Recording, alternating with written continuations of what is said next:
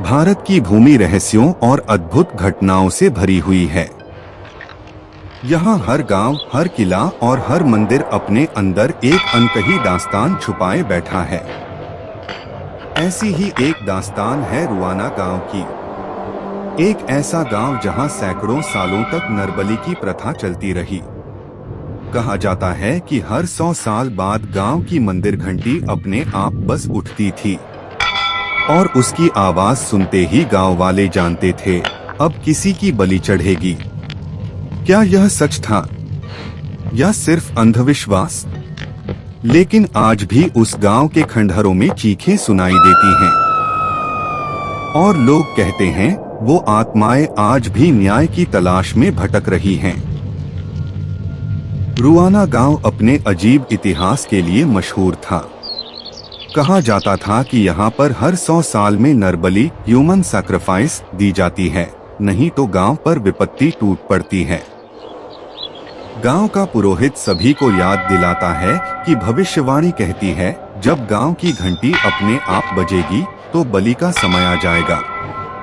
रात को अचानक मंदिर की विशाल घंटी अपने आप बजने लगती है।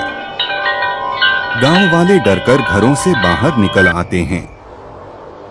माहौल में अजीब डरावनी हवा बह रही होती है। मुखिया गांव वालों को इकट्ठा करके घोषणा करता है कि किसी की बलि देनी होगी। सभी गरीब किसान को चुनते हैं क्योंकि वह कमजोर और अकेला है। उसकी बेटी रोते हुए उसे बचाने की गुहार करती है।